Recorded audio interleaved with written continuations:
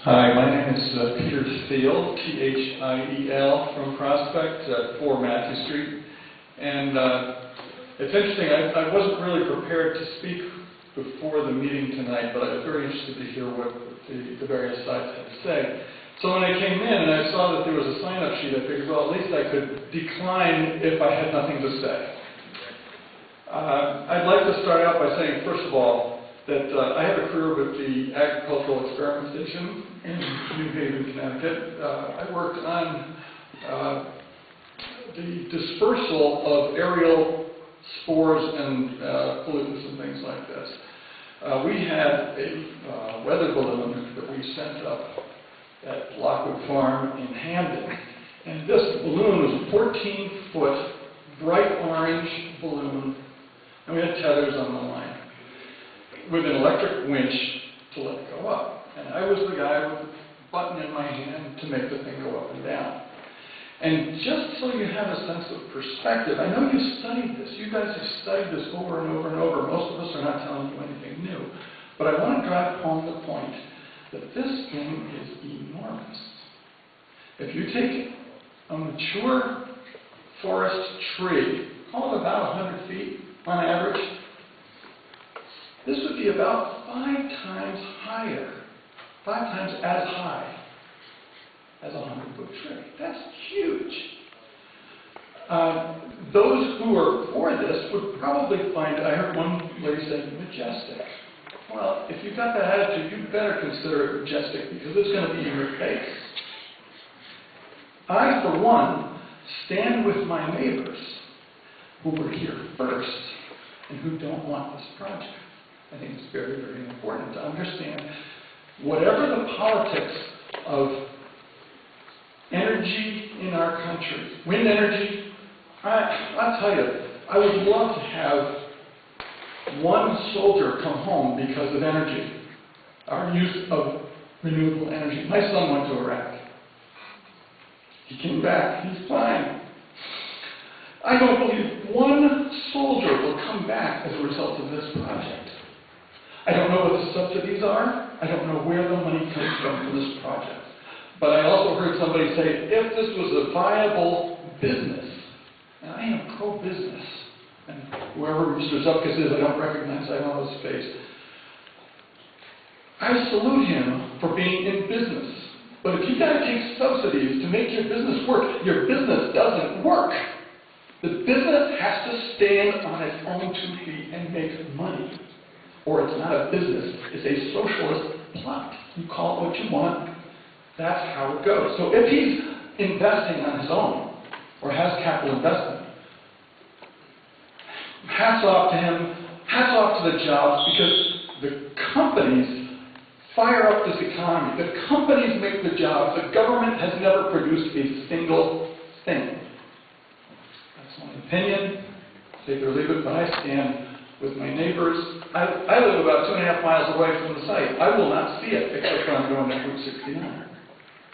I remember 15 or so years ago in this town, there was a company called ONG.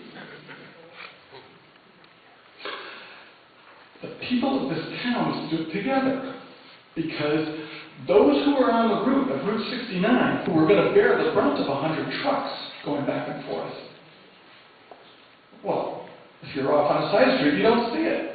You don't know it. No big deal. But what about the people that have been here who were here first? That's my question to you. And I hope you ponder that.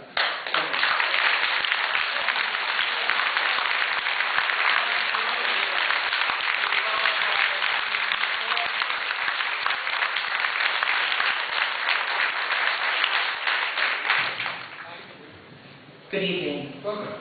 Thank you. Dina DePonte, D-A-P-O-N-T-E, 14 Woodcrest Drive. I'm temporary resident. However, this is the home I grew up in. 30 out of my 40 years. Yep, I'm 40 years old now. And you don't have to tell us that. Little background. So we can send your mail. Right back. Right? Temporarily moved out of the town and begged and pleaded my husband, who's from Waterbury, to move out of the town of Woken, back to my hometown of Prospect. And my mom is there. And siblings and all of them approached personally by Deanne or anyone on personal investments in this company. However, I am invested in this town, along with everyone else that spoke. So I'm not going to reiterate everything that everyone already said. What I am going to say, and I wasn't planning on speaking this evening as well, is we all are for green energy. We all heard that this evening. We all are for saving our environment. However, there are over 950 homes found in a 1.25-mile radius of this proposed site. We are humans, we are Americans. We need to stand together and help each other be safe. We're losing lives every day across the country, within our own country and outside. We are trying to preserve what we have. I plead with you members on the council to please do your diligence, as I know you will. Take all of your facts and please come up with some safe, ethical, humane guidelines as to where these wind turbines need to be placed. I was one of those people standing in the driveway with my kids with their scooters and their bikes when you guys drove by. Those are my memories of that wonderful neighborhood. We need to preserve that. I want wind turbines. I teach my children to recycle and reuse. We do all that. They're learning it in school and at home. They talk about it at St. Anthony's Church, for God's sake. We just can't have this particular proposed plan on this particular proposed site.